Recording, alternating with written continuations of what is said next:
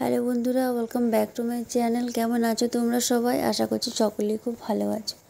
আজকে তোমাদের জন্য একটা নতুন রেসিপি নিয়ে চলে এসেছি বন্ধুরা। আজকে দেখাবো একদম বাজারের মতন ম্যাঙ্গো ফ্রুটি বানিয়ে বাড়িতেই খুবই সহজ পদ্ধতিতে বানিয়ে দেখাবো বন্ধুরা। তোমরা কিন্তু ভিডিওটা শেষ পর্যন্ত দেখতে গেলে বুঝতে পারবে যে কীভাবে আমি এই ম্যাঙ্গো ফ্রুটিটা বানালাম।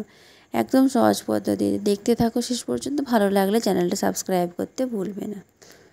তো চলো বন্ধুরা, এরপর আমরা রেসিপিটা শুরু করি। এই দেখো, প্রথমে আমি নিয়েছি পাকা আম এখানে,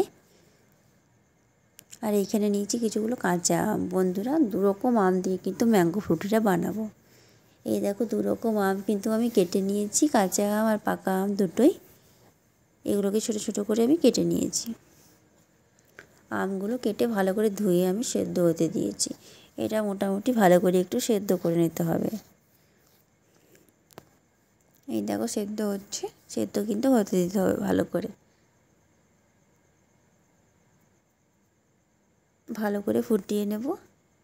এই দেখো, অর্ধেকটা সেদ্ধ হয়ে গেলে চিনি দিয়ে দেবো।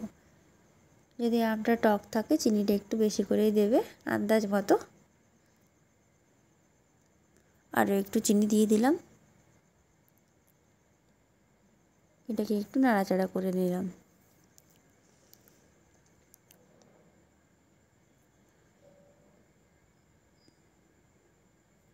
তো দেখো বন্ধুরা, এরপর আমি এর মধ্যে সামান্য একটু বিট লবণ দিয়ে দিলাম। এটাকে একটু নাড়াচাড়া করে দেবো।